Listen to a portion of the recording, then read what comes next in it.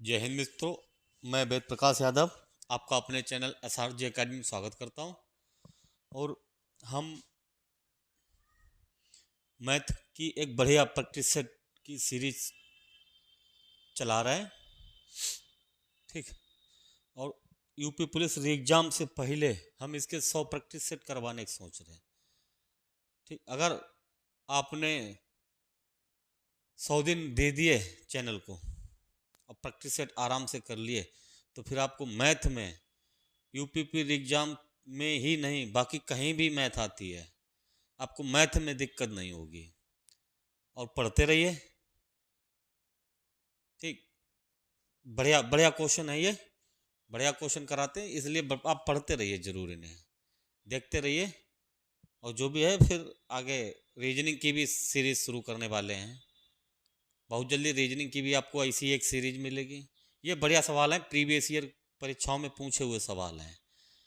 ठीक। आप इन्हें मतलब कतई मिस नहीं करिए, एक एक सवाल को बहुत अच्छे से देखिए। चलिए शुरू करते हैं। पहला सवाल है आपका कि उन दो सभी संख्याओं का योग बताओ जो 20 और 25 दोनों से विभक्त हैं। 20 और 25 दोनों से विभक्त हैं, ये शायद हो चुका सवाल। ठीक। 20 और 25 दोनों से विभक्त का मतलब है कि 20 और 25 दोनों से विभक्त का मतलब कोई संख्या अगर 20 और 25 से विभक्त है तो इनके लासा से जरूर विभक्त होगी, इनके लासा से जरूर विभक्त होगी। अब 20-25 का लासा कितना है? 100 है। ठीक। कोई संख्या अगर 20-25 से विभक्त है अलग अलग तो मतलब इनके लासा से वो संख्या जरूर विभक्त होगी। अब 3 अंकों की ऐसी संख्याएं चाहिए जो 100 से विभक्त हो। 100 से विभक्त का मतलब है कि एक तो 100 होगी, 200, 300 डॉट डॉट करके 900 तक। ठीक। 900 तक 3 अंकों की चाहिए, 1000 नहीं होगी, 1000 में 4 अंक होते हैं। ठीक। तो जब आप इन्हें जोड़ेंगे तो ये आपका होगा 4500। 100, 200, 300 डॉट डॉट 900 तक जोड़ेंगे तो आपका ये 4500 होगा। हो चुका है सवाल ये। चलिए अगला देखते हैं। 5 अंकों की संख्या 672XY 3 7 11 से विभक्त है। 3 7 11 से विभक्त है तो 6x प्लस 5y का मान चाहिए। अब सबसे पहले आपको समझना है सवाल में कि कोई संख्या 3 से कब विभक्त होती, आपको पता अंकों का योग 3 से विभक्त हो। कोई संख्या 7 से कब विभक्त होती, जब संख्या के 2 अंक रिपीट होते। ठीक। कोई संख्या 11 से कब विभक्त होती, तो 11 से विभक्त होने का मतलब है कि संख्या के सम स्थान पर स्थित अंक और विषम स्थान पर स्थित अंकों का अंतर या तो 0 हो या 11 के गुणज में हो। जैसे संख्या आपकी है 672, सम स्थान पर स्थित, जैसे एक एक छोड़ के 6 और 2 और 1 22, तो 6 प्लस 2 प्लस 22, इधर कौन सी है? 7 प्लस x है।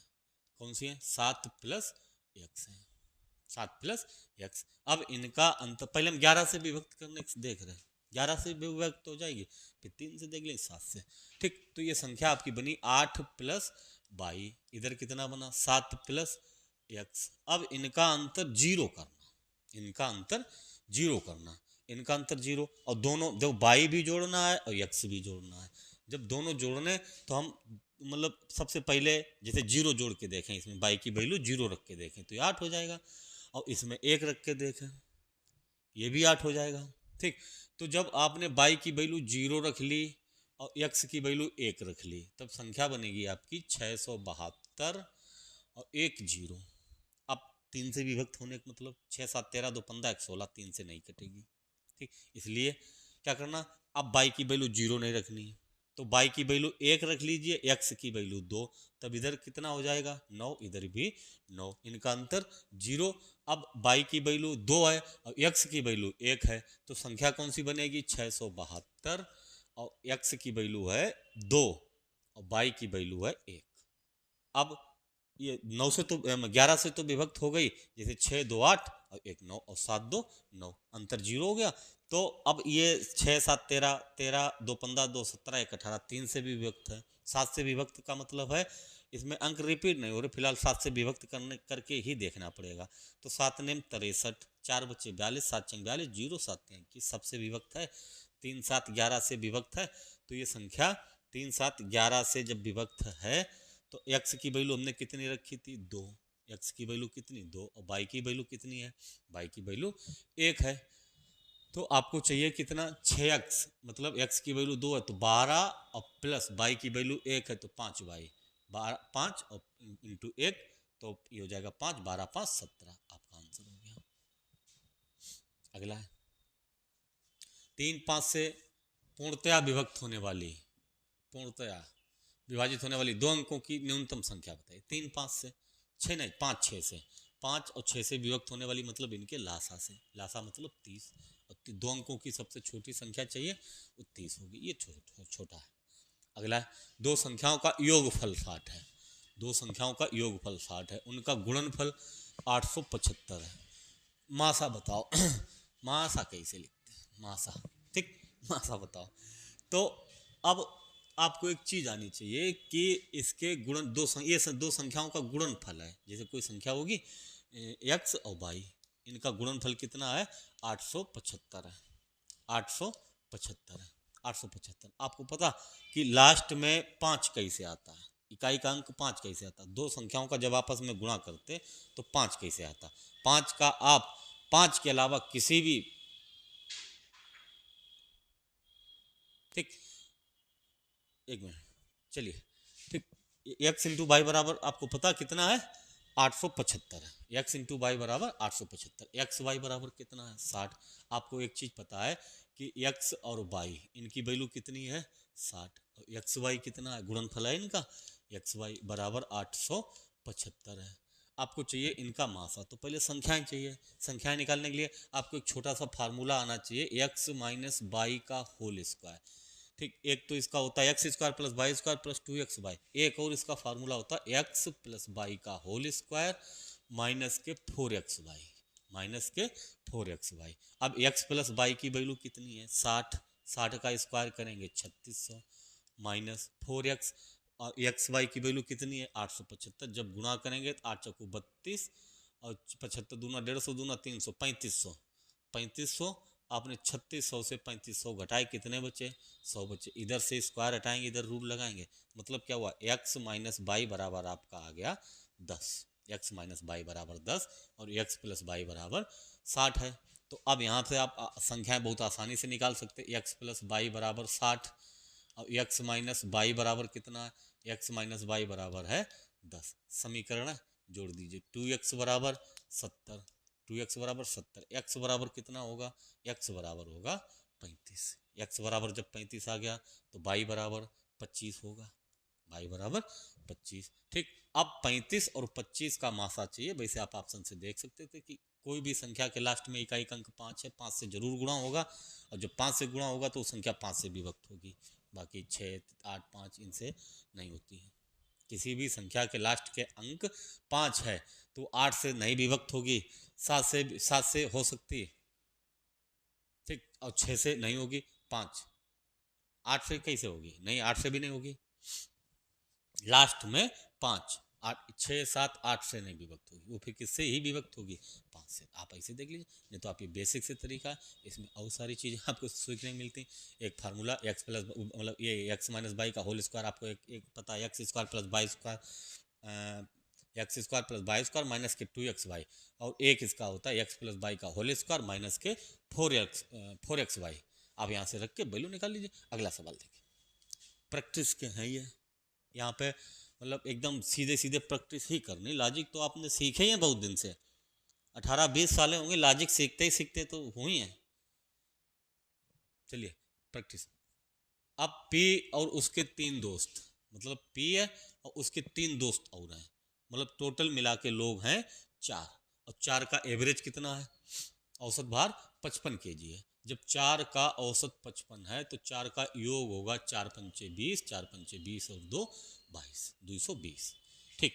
अब इसमें कहा गया कि P अपने दोस्तों के औसत भार से 4 kg अधिक है। अब देखिए ये जो 220 है इसमें चारों हैं P और उसके 3 मित्र, ठीक। अब इसमें अगर P की बात करें तो P का वजन कितना है 220 में P मान लीजिए, बाकी 3 बचे कितने 220 से P घटा दीजिए।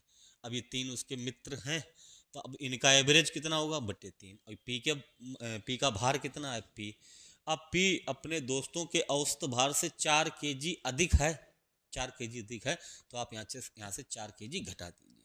अब ये बराबर हैं, आप 3 का इधर गुणा करें, 3p माइनस के 12 बराबर 220 माइनस के p, 75 करें तो p ये 3p है, ठीक, 3 का गुणा किया तो एक मिनट 3p तो रखें, ये 4 है, 12 होंगे, 12 ये 12, ठीक।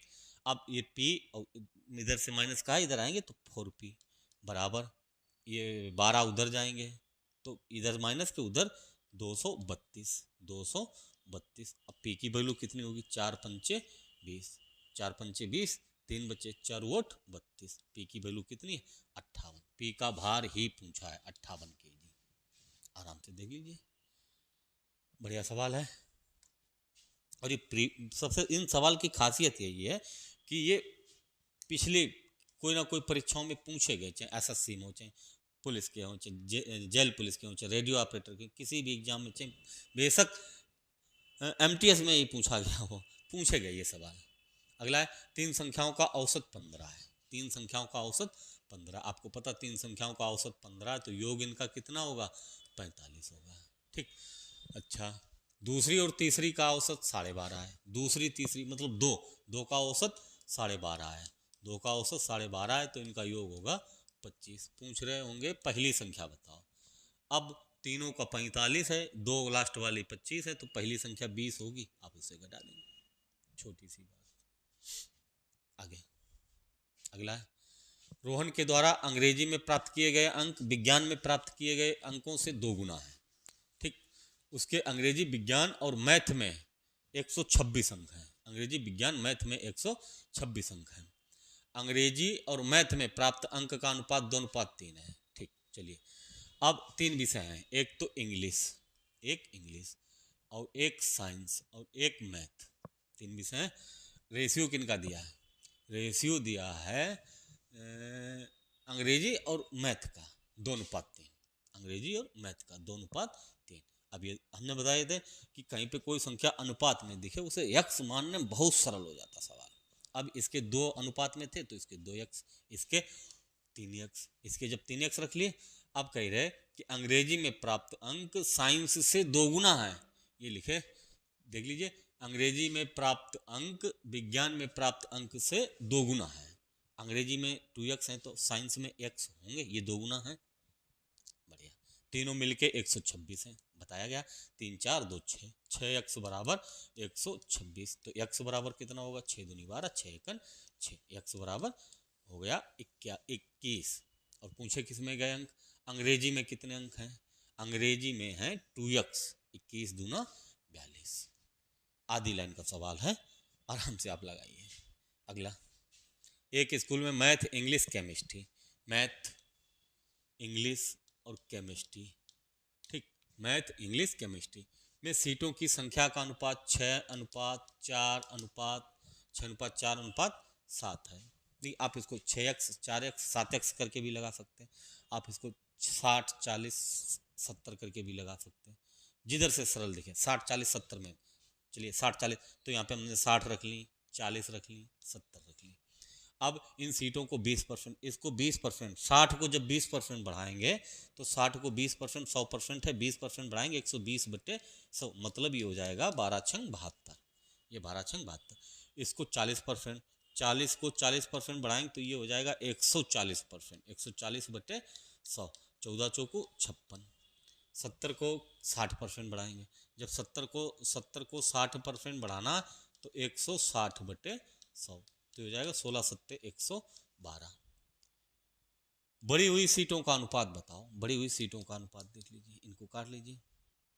8 नेम 72, 8 7 56, 8 एकन 8, 3 8 चौको 32, 9:7:14, 9:7:14, पहले वाले, दूसरे में 9:7:14, ठीक। आप एक्स करके भी लगा सकते थे, 6x है, ये हो जाते बढ़ के ही से, ठीक। आगे अगला, एक लड़की का पिता उसकी माता से 3 वर्ष बड़ा है। 6 वर्ष पहले लड़की और पिता माता की औसत उम्र 32 वर्ष थी।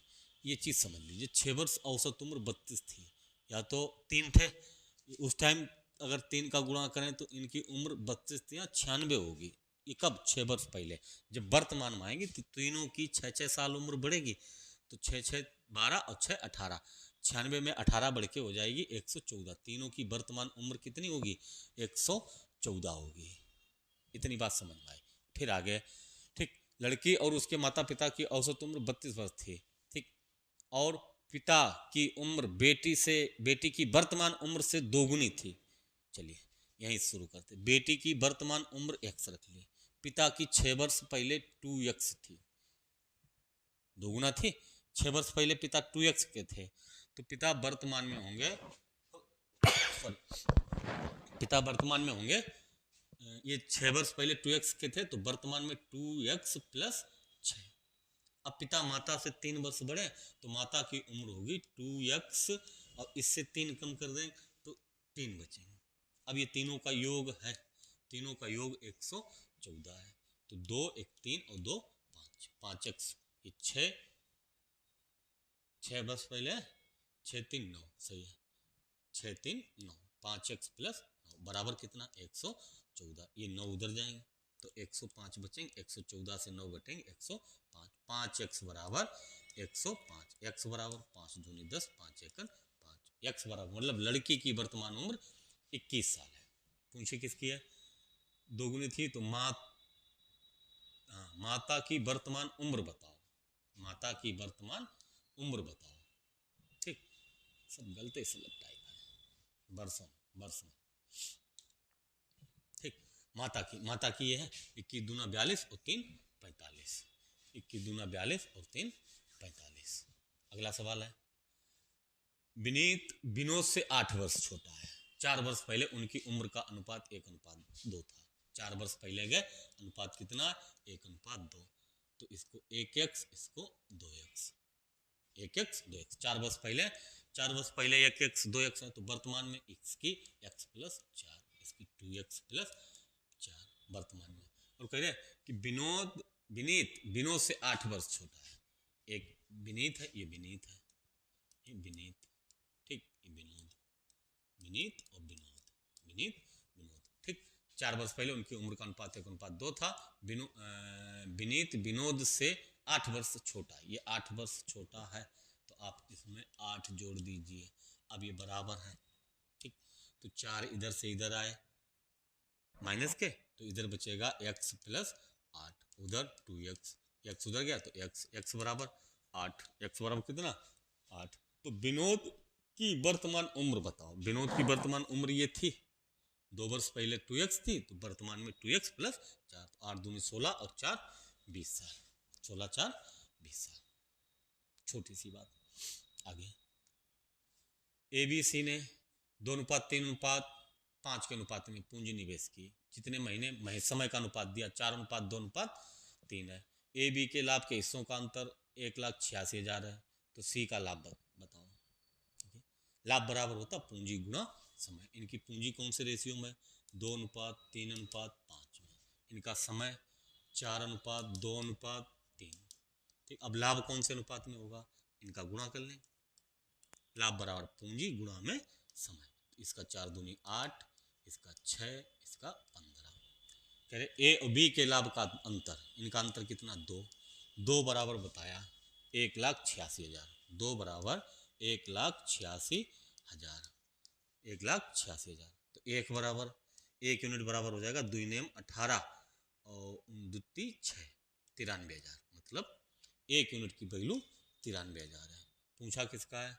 सी के हिस्सा बताओ, सी का हिस्सा बताओ। 15 यूनिट की वैल्यू चाहिए। आप 15 का इसमें गुणा करेंगे तो 3 तो 0, पहले 15 ત્યાં 45, हासिल के 4, 15 ने 135, 4 139। ये हो जाएगा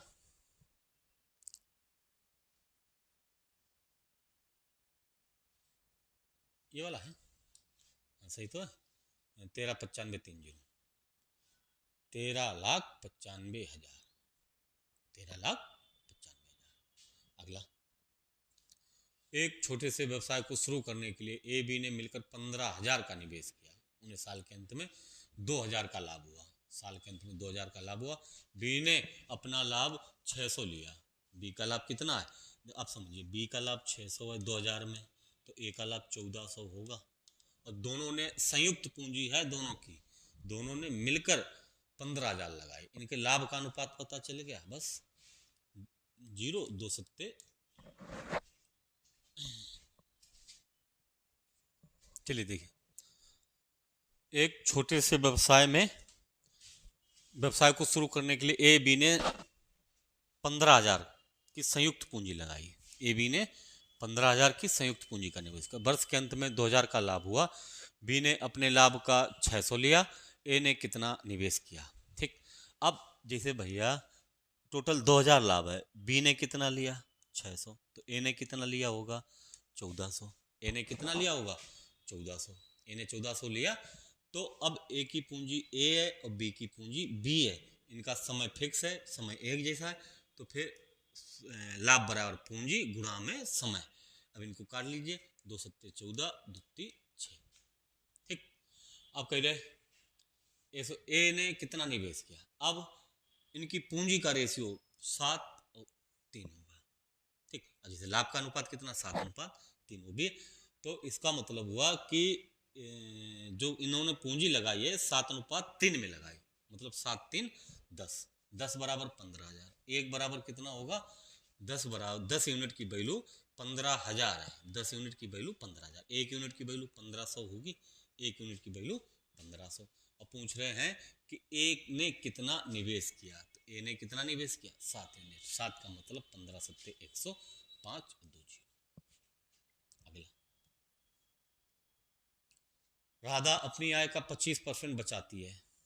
ठीक, और व्यय उसके व्यय में 20% की वृद्धि होती है। उसकी आय 29% की वृद्धि होती है। उसकी बचत में वृद्धि बताओ।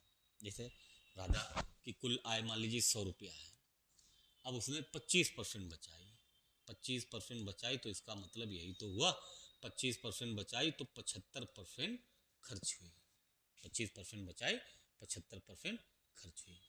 अब उसके व्यय में 20% की वृद्धि हुई। 75 को आप 20% बढ़ाएंगे तो 120/100। आप जब काटेंगे तो 25 चौको 100, 25 त्या 75, 4 से काटे 4 त्या 12, 30 त्या 90। मतलब हुआ कि पहले 75 खर्चा था, अब 90 खर्चा है। ठीक, और उसकी आय 29% बढ़ गई। आय 29%, पहले 100 थी, 29% बढ़ के 129 हो जाएगी। 129 में खर्चा कितना है? 90। बाकी सब बचत है, तो 29 उधर और 10 इधर, मतलब 39 रुपया बचत हो रही है। अब बचत कितनी हो रही? 39 रुपया। अब बचत 39 रुपया हो रही। तो पहले बचत कितनी थी? 25। अब बचत कितनी है? 39। पहले बचत 25, अब 39। बचत में वृद्धि है कितनी? 14। 14 की वृद्धि है, कहाँ से? 25 से, गुणा में 100। तो ये हो जाएगा 25 चौको 100, 14 चौको 56% बचत में वृद्धि पूछी। अगला, यदि त्रिभुज के कोणों का अनुपात 1:2 है, 1:1:2 है। आपको पता त्रिभुज के तीनों कोणों का योग 180 डिग्री होता है, 180। तो ये कितने हैं? 1 और 1 2 और 2 4, 4 बराबर 180। 1 बराबर हो जाएगा 4 चौको 16, 2 4 पंचे 20। एक यूनिट की वैल्यू 45। ये 45 के 2 और 1 90 का। कह रहे कि आंतरिक कोणों के योग का, आंतरिक कोणों के योग का मतलब 180 का। सबसे बड़ा कोण कितने परसेंट है? सबसे बड़ा कोण 90 है। सबसे बड़ा कोण 90, 90 180 का कितने परसेंट है? 90 180 का कितने परसेंट है? तो 90/180 गुणा में 100। आपने काटे 9 दूनी 18, 50% है। अब 50% की वैल्यू देख लीजिए। अगला है, अनु ने कुछ लाभ पर एक वस्तु को 480 में बेचा। उसने 400 में बेचा होता तो प्रारंभिक लाभ के 1/3 के बराबर हानि होती। देखिए, कोई चीज जब 480 में बेच रहे हैं, 480 में बेच रहे हैं, तो लाभ हो रहा, ये विक्रय, क्रय यहाँ पे कुछ होगा, लाभ में होता विक्रय माइनस क्रय। और जब 400 में बेचा तो कह रहे प्रारंभिक हानि। अब एक जगह पर हानि भी है, तो हानि का मतलब क्रय मूल्य माइनस विक्रय, ये हानि है। ये पहले लाभ है और ये हानि है। प्रारंभिक लाभ का 1/3 है ये, तो इस संख्या का ये 1/3 है। आप 1/3 कर दीजिए यहाँ पे। ठीक, 3 का उधर गुणा करेंगे 3CP - 1200, इधर हो जाएगा 480 माइनस के सीपी, माइनस के सीपी उधर तो 4 CP, 1200 इधर, 12 4 1680, 1680 बराबर 4 CP। सीपी की वैल्यू चाहिए, 4 चौको 16, 4 दुनिया 4, 0 420। क्रय मूल्य पूछा है, वस्तु का लागत मूल्य बताओ।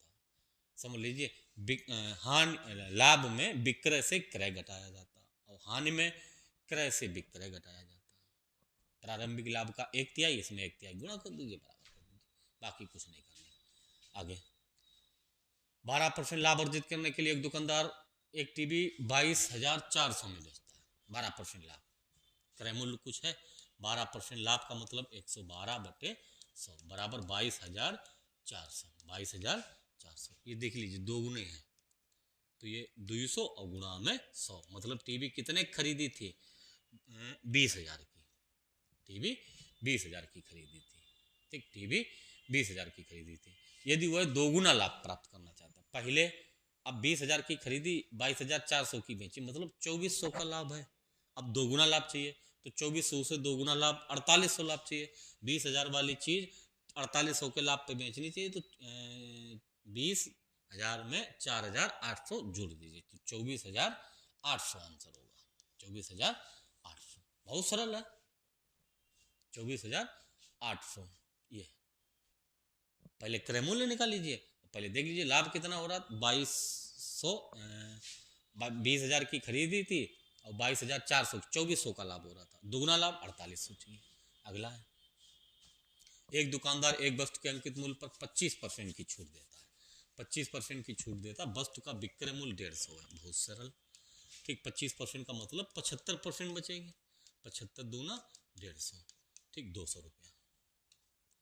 आगे अगला है, किसी वस्तु के अंकित मूल्य पर 2 क्रमिक छूट प्रत्येक x% के बाद कुल छूट 259 रुपया 20 पैसा है। वस्तु का अंकित मूल्य 720 है। वस्तु का अंकित मूल्य 720 है। आप समझिए, आपको कि अंकित मूल्य 720 है, कुल छूट कितनी गई, 259 रुपया 20 पैसा। तो x का मान चाहिए, ये 259 रुपया 20 पैसा की छूट 720 पर लगी, तो 259 रुपया 20 पैसा 720 का कितने परसेंट है, ये चीज चाहिए पहले आपको।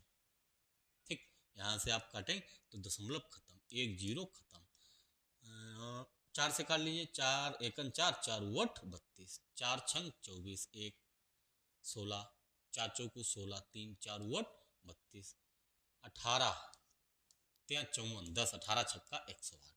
अब ये दो जो छूट थी x% की एक और x%, इनके समतुल्य अगर छूट निकाली जाएगी तो इसके समतुल्य बट्टा निकालते, x%, जैसे 10% 10% के समतुल्य निकालते हैं तो 10 + 10 माइनस 10 × 10/100। तो x% के समतुल्य अगर निकालने तो x plus x minus x square, x × x x²/100।